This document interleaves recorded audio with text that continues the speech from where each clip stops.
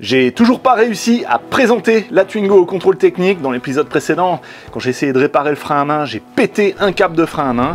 J'ai reçu les nouveaux câbles de frein à main, je vais changer les deux et j'espère qu'il n'y a que ça à faire. Garage bagnole et rock'n'roll. Garage bagnole et rock'n'roll. Garage bagnole et rock'n'roll. Garage bagnole et rock'n'roll.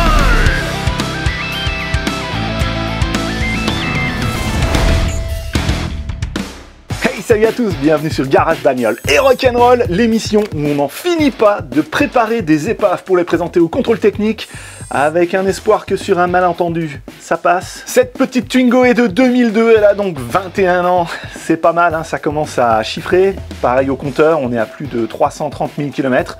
Est-ce que ça vaut le coup de continuer à la maintenir comme ça sur la route? Oui! Parce qu'une Twingo, c'est une légende et puis c'est toujours fun à conduire. Hein. C'est pas Farine ni Lambert qui vont me contredire. Bien vu. Vas-y. Oh putain, merde. Non. Merde. Le radiateur.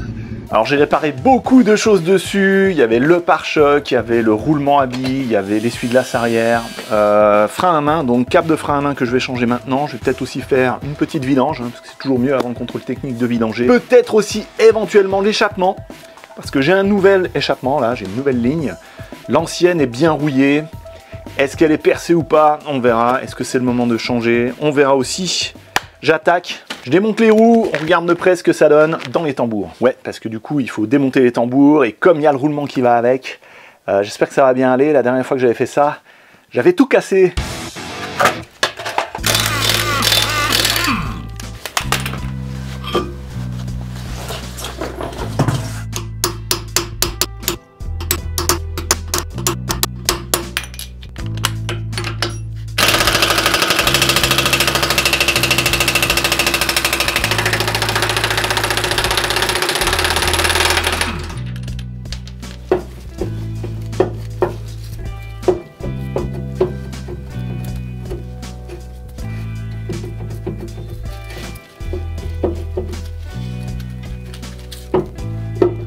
Bon, ça bouge un peu, mais ça arrive à toucher les mâchoires ici à l'intérieur, et je peux pas le sortir plus que ça. Donc je vais essayer de décrocher les mâchoires en allant tirer la languette.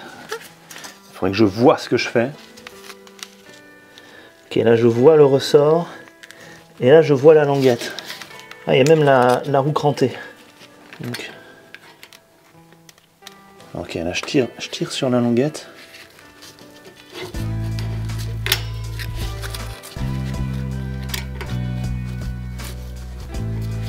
Ok, ça a un petit peu avancé.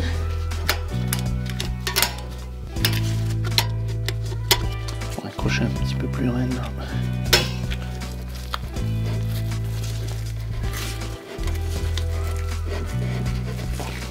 Ouh. Est-ce que ce serait pas en train de marcher là? Je dirais que c'est en train de marcher. Oh! Oui! Oh! Ça a marché. Bon, en tout cas, merci au mécano précédent qui a bien pensé à mettre de la graisse ici sur la fusée, parce que là, je pense que ça a bien aidé. Alors, il y a une toute petite lèvre, hein. Ces tambours là, ils étaient neufs quand je les avais mis en place. Bon, bien sûr, à l'extérieur, ils ont rouillé, mais à l'intérieur, ils sont nickel encore.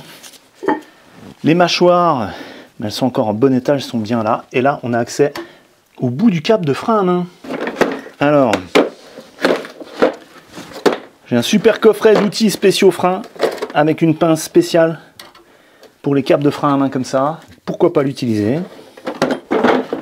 Et là, on a le bout du câble de frein à main qui est tenu ici, accroché à ce levier ici. Donc quand on tire le frein à main, ça tire le câble là, le levier là part en arrière et ça écarte la mâchoire ici. Et l'autre aussi, puisque ça agit aussi sur la barre qui est là entre les deux mâchoires. Ok, et ça plaque les mâchoires à l'intérieur du tambour. Ouais, c'est pas évident. Ah bah si, c'est évident. Ok. Alors maintenant, il va falloir sortir le truc là. Mais qu'est-ce que c'est que ce truc? on a le câble à nu là. Toute la gaine a dégagé. Alors ça, comment est-ce que ça se démonte? Il y a l'air d'avoir une petite languette ici. Donc si je la pousse, on va pouvoir descendre le câble. Oui. Ok. Pas trop cassé, ça va. Par contre ça, ouais. C'est pas bon. Et là on voit que c'est distendu, c'est bizarre. Donc ensuite il faut que j'arrive à sortir le truc là. Comment est-ce que je vais faire? Je vais regarder sur les nouveaux câbles comment c'est fait ici la tâche. Ok. Donc là pendant le transport il a déjà bien morfé le câble là. Il est abîmé ici, c'est pas cool. Donc voilà la partie qui nous intéresse, celle qui vient là. Donc là ça a l'air d'être tout simplement rentré en force. Et donc avec un marteau et un burin je devrais pouvoir le sortir. Hein, donc voilà comment c'est fait. Ici on a des petits crans comme ça qui viennent s'écraser dans le flasque de frein.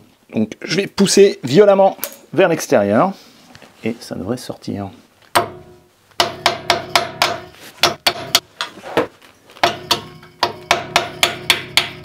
Ouais. Voilà, c'était donc la bonne méthode. Alors, j'ai pris des outils complètement au hasard, je ne sais pas comment c'est attaché là-dessus. Ça a l'air d'être tout simple, il y a un ressort. Toc. Donc voilà, c'est un ressort qu'il va falloir que je ressorte de là alors que ça s'est pété, bien pété même. Ensuite, oups, ça passe là et hop on arrive. Ok. Donc en fait il y a pas grand chose. Là il y a juste à déclipser le bord là. Alors c'est pas si facile que ça de déclipser.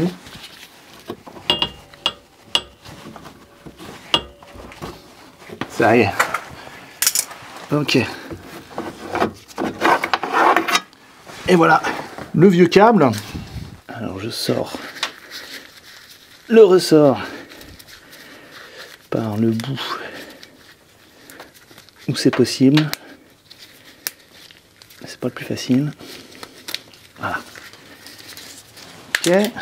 Donc pour le nouveau câble de frein, je vais faire passer par là. Oui, c'est plus facile. Ok. Je suis quand même dès que ce soit déjà attaqué là. Bref, allez. Alors, on suit le même chemin. On passe le câble par le trou. Hop. Et on clipse. Voilà. Ici, on va venir mettre le ressort.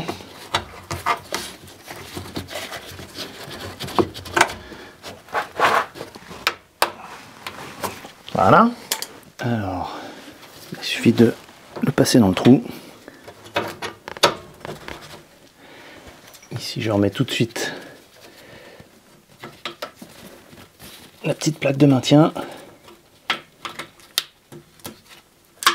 Toc.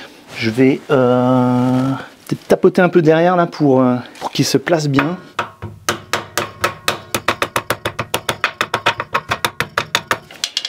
Et là, j'accroche câble de frein à main. Alors vu qu'il est pas du tout accroché là-bas, j'ai même pas besoin d'outils. Voilà. Un côté est fait. Donc voilà les dégâts sur ce câble de frein à main. La gaine est éclatée. Donc il y a une première couche de gaine extérieure qui est éclatée, une deuxième gaine à l'intérieur. Mais le câble en lui-même, il coulisse bien. Si je vous le mets comme ça, voilà, il coulisse bien. Donc il n'y avait pas trop de soucis là-dessus et bien évidemment on ne peut pas, c'est pas extensible quoi ça.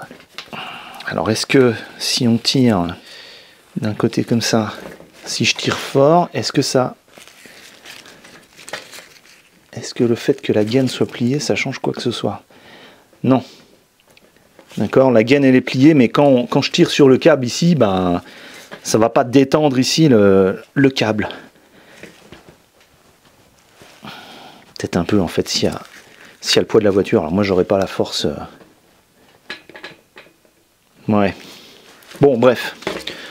De toute manière, ça maintenant, c'est poubelle.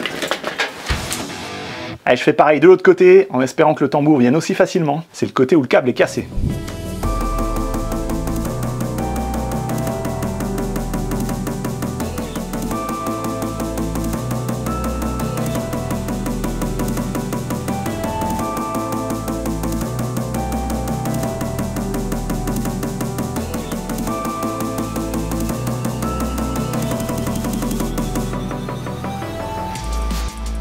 Alors voilà ce que j'ai ressorti, donc l'ancien câble il a été sectionné ici, comme on voit ça partait un petit peu en... Les petits fils ont été attaqués par la rouille un par un et ça a cassé. Donc avant de remettre le tambour, je vais nettoyer les freins et pour une fois le nettoyant frein, le copain il sert à nettoyer les freins. Là on peut voir que en dessous il y a effectivement un max de crasse qui ressort. Ça, c'est la poussière de frein. Et pourquoi est-ce qu'on utilise ça, nettoyant frein? C'est pour éviter que ça vole partout et qu'on en respire. Donc pas de soufflette. Hein.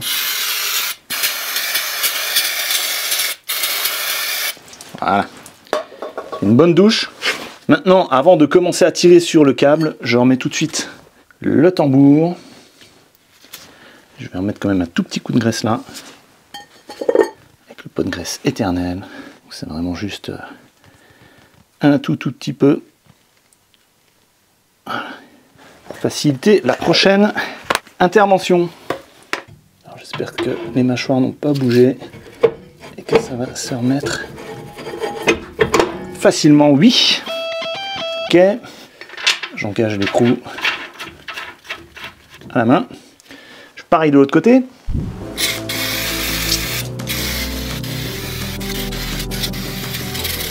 Impec.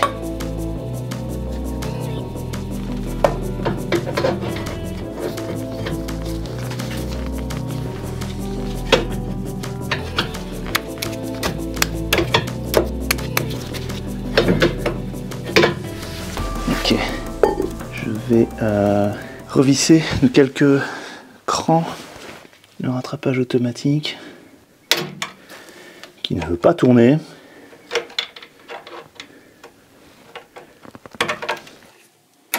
Je n'arrive pas à faire tourner la vis.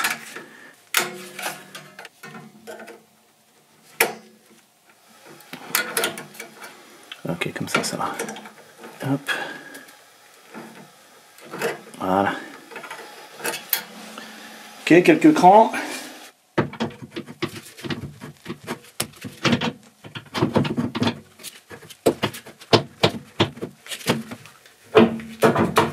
Oui.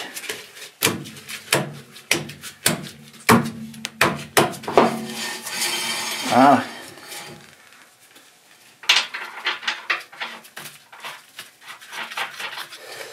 Ok, maintenant sous la voiture pour accrocher les câbles. Ok, donc remise en place ici. Alors j'aurais dû prendre une clé de 13 pour dévisser.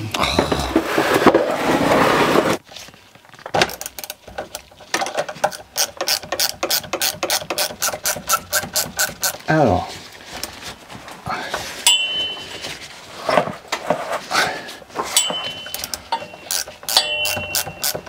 pas mal dévissé, bon, ce qui est bon signe. Hein. Allez, va dedans. Je dévisse encore. C'est infernal, je vais arriver au bout du truc. Ah. Et de 1. J'espère que c'est le deuxième. Ah. Non, je peux toujours pas.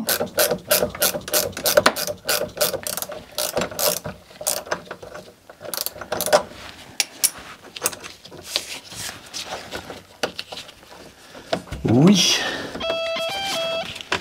Enfin. Allez, je serre. Faut qu'il y ait quasiment plus de... qu'un tout petit jeu là. Non, en gros, faut que ça commence à tirer sur les câbles.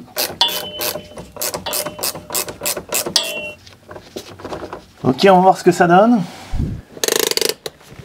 Ok, c'est pas mal. Je serre un peu plus quand même.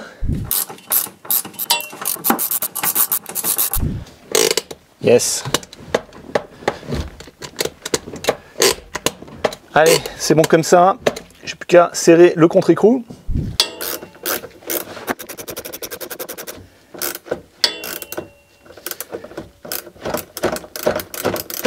Ok. Touche finale, graisse sur le filet ici. Parce que cette vis, elle est importante. Et il ne faut pas qu'elle rouille. Voilà. Là, on est bien.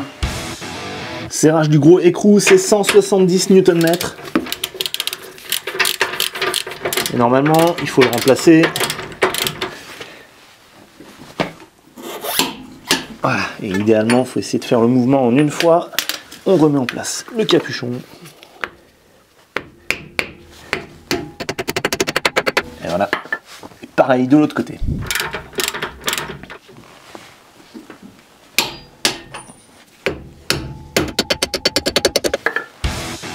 Bon, c'est pas mal tout ça, il reste plus qu'à remettre les roues arrière, mais avant ça, on va aller inspecter la ligne d'échappement, parce qu'elle est bien rouillée, et je vais aller en dessous avec ma casquette casque, parce que je suis à peu près sûr que ça va taper.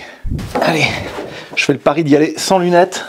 Alors, silencieux, donc tout de suite, hein, regardez au niveau des soudures, c'est là où ça craint le plus. Ouais. Bon, là, au-dessus, je peux rien vous montrer, donc j'y vais avec la main, rien d'anormal, parce que ça peut aussi percer par au-dessus de la ligne d'échappement. Là, c'est bon, là, j'ai fait une bidouille avec un câble pour retenir ici, parce que ça avait tendance à se barrer. Non, mais c'est bon, c'est bon, c'est bon. Tout ça, c'est bon. Incroyable. C'est complètement rouillé, mais il n'y a pas de fuite. Eh ben c'est bon. Ok. Si c'est bon, on laisse comme ça, on va pas réparer un truc qui n'a pas besoin d'être réparé. Allez. La nouvelle ligne d'échappement, je l'ai, elle est là-haut sur l'échelle. Un jour, je la mettrai. Alors une fois que les tambours sont remis, on va régler les freins arrière, tout simplement en appuyant plusieurs fois sur la pédale de frein, et ça va actionner le rattrapage automatique. Normalement, on entend qu'il fait clic-clic. On entend un peu.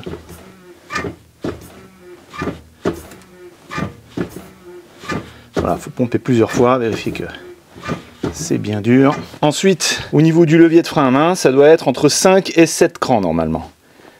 1, 2, 3, 4, 5, 6, 7, 8, 9, 10 si je serre fort. On alterne encore avec le pied.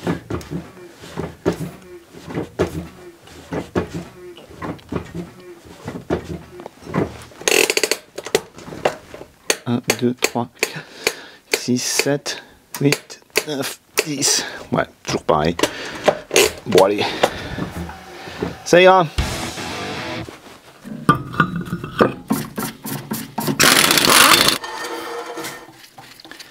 On entend les mâchoires qui lèchent un petit peu. C'est rien de grave. Donc, ça fait le bout là, c'est très bien. Faut que ça lèche un petit peu.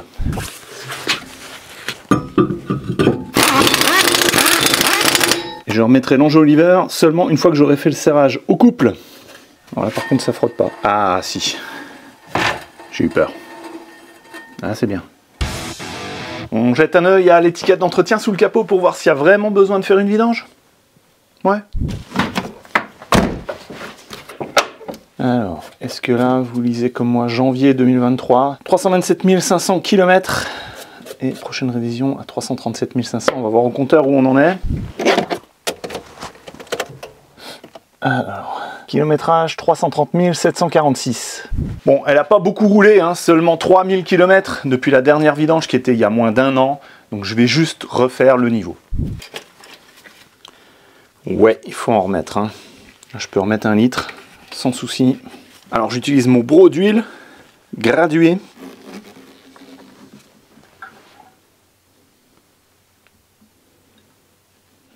Voilà, donc ça devrait être bon.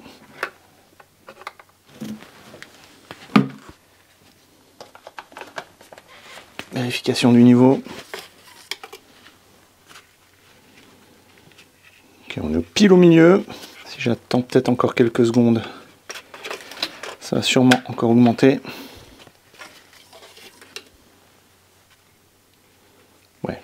Plus de la moitié. Allez, c'est bon. Le niveau est fait. Dernier contrôle, l'éclairage. Alors, veilleuse, on est bon. Feu de croisement, c'est bon. Feu de route, c'est bon aussi. Clignotant, impec. De l'autre côté, répéteur aussi, c'est bon. Maintenant l'arrière. Alors là, les veilleuses sont bien allumées, mais il y a un problème. L'éclairage de plaque ne fonctionne plus. Encore une fois.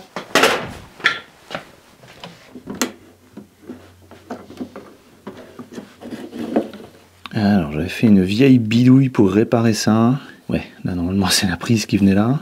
Et j'avais ramené les fils directement dedans pour qu'ils fassent contact avec l'ampoule. Lien vers cette vidéo très rock'n'roll ici en haut à droite et en bas dans la description. Donc là, c'est dans quel état ça? Est-ce que l'ampoule est claquée?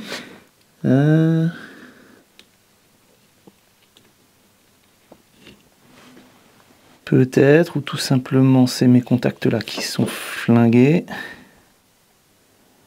Elle a l'air d'être tout simplement claquée. Nouvelle. Alors pour bien faire, il faut éviter de toucher l'ampoule avec les doigts. Bon, là de toute manière, ça va se prendre tout. Alors il faut bien que ça fasse contact ici avec le bout de cap que j'avais mis. Il faut que ça passe en dessous. Ok, on teste. Et youpi, ça s'allume. Donc ça c'est vraiment un petit souci de conception là sur ces voitures là, comme pour les Clio. Cette lampe là dans le pare-choc, elle se prend tout, absolument tout, la pluie, toutes les intempéries. Ok. Allez, on teste à nouveau. Ah, voilà, pédale de frein, clignotant, c'est bon, l'autre côté, c'est bon. Marche arrière, c'est bon aussi. Et là-dessus, il y a même l'anti-brouillard. Anti-brouillard qui ne s'allume pas. Ok, il va falloir regarder pourquoi l'anti-brouillard ne s'allume pas. Il est là, je crois. Hein. Donc là, c'est super facile sur la Twingo, c'est 2 vis qu'on dévisse à la main. Sauf si le précédent a serré comme un bourrin. Non, ça va.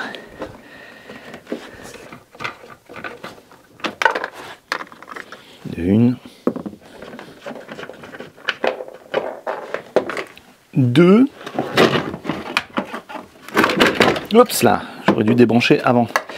À l'intérieur. Bref, ça vient tout seul. Enfin, normalement, on a la platine des ampoules et oui, celle-là elle est vraiment bien destroy. Ouh, il y a eu de l'eau là-dedans. Oh là là. Ok, c'est pour ça. Voilà, donc c'était rempli d'eau. La platine ici s'est rouillé, la lampe a claqué. Bon. Est-ce que j'arrive à la sortir sans la péter? Ouf. J'ai la truc qui est partie du culot là.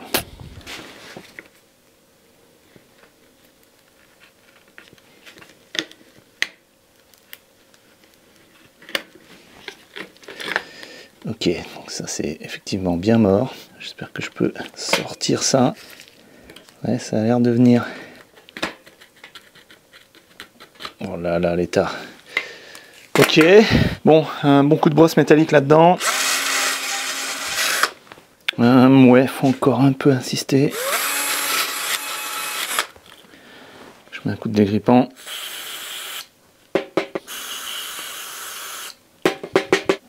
Allez, on va y aller comme ça. Sur la platine ici c'est marqué P21W, puissance 21 watts. C'est des ampoules assez classiques. Hein. Donc celle-là, c'en est une. Voilà, on teste ça. Bon, le truc, hein, c'est que le joint ici, bah, il fait plus vraiment joint. Faut faire avec. Est-ce que je rebranche direct là? Non, je vais le faire à l'intérieur. Toc. sur une Twingo, c'est vraiment un jeu d'enfant de changer les ampoules. Pas besoin d'outils. Franchement, super bien conçu. Et là, je peux le dire, bravo Renault. Et on teste encore. Anti-brouillard. Yes. Et ben voilà. Le frein, ça marche toujours avec le troisième au-dessus qui fonctionne aussi.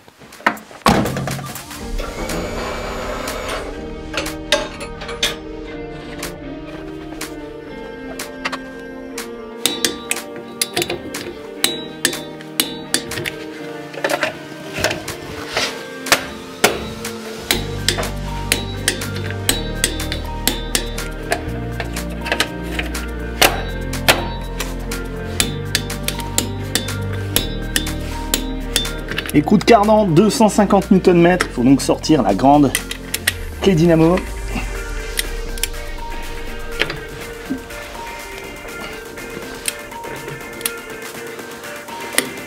Voilà.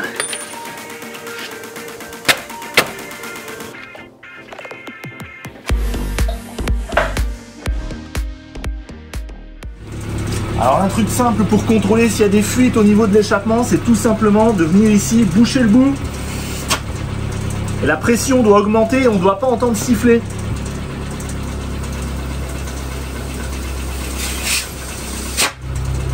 Donc là c'est bon. Eh ben c'est la première fois que je fais un plein aussi cher pour la Twingo. Donc nous voilà en route pour le contrôle technique. La voiture roule bien, il n'y a plus de bruit de roulement. Ça c'est bon. Le parallélisme, ouais bof, hein. Toujours difficile à régler le parallélisme sur cette voiture. Je m'y suis repris à plusieurs fois et c'est toujours pas bien. J'espère que c'est mieux, on verra bien. Sinon, il y a toujours autant de bruit hein, dans l'habitacle, il y a tout qui grince. Le moteur marche bien, enfin pour une Twingo. Je vais passer la 4e de temps en temps. Au niveau de l'afficheur, là, ça fait K2000, ça clignote. C'est pas terrible du tout. Mais bon, allez, on va voir ce que ça donne.